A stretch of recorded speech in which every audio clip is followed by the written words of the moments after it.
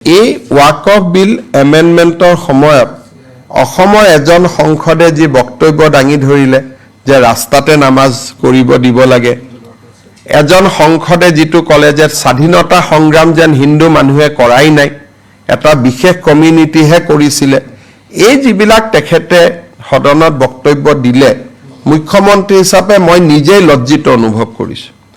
অসমৰ মুছলমান মানুহেও নিবিচাৰে ৰাস্তাত নামাজ কৰাটো ধুনিয়া মছজিদ বনাইছে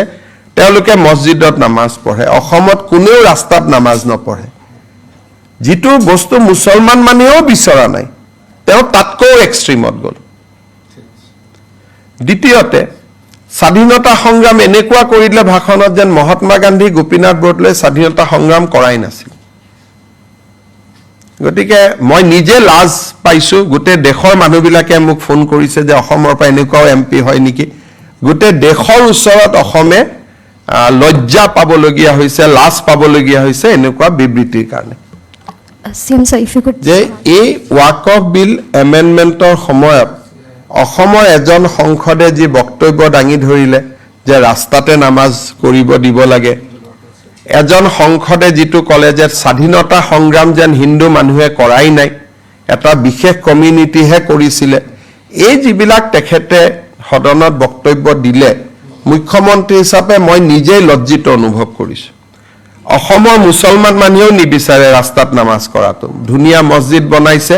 তেওঁলোকে মছজিদত নামাজ পঢ়ে অসমত কোনেও ৰাস্তাত নামাজ নপঢ়ে যিটো বস্তু মুছলমান মানুহেও বিচৰা নাই তেওঁ তাতকৈ এক্সট্ৰিমত গল দ্বিতীয়তে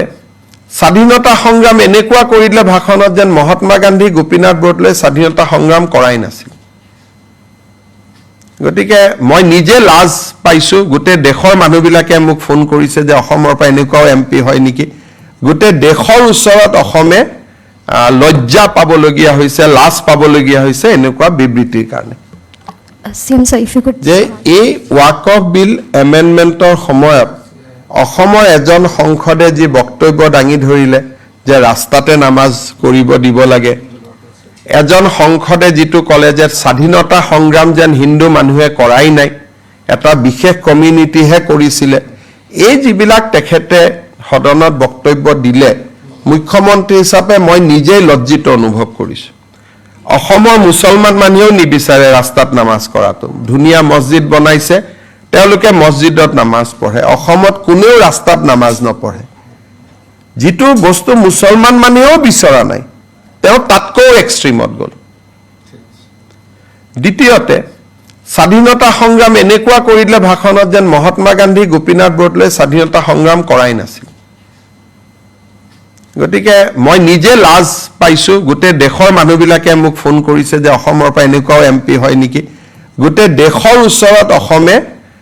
লজ্জা পাবলগীয়া হৈছে লাজ পাবলগীয়া হৈছে এনেকুৱা বিবৃতিৰ কাৰণে CM sir, if you could speak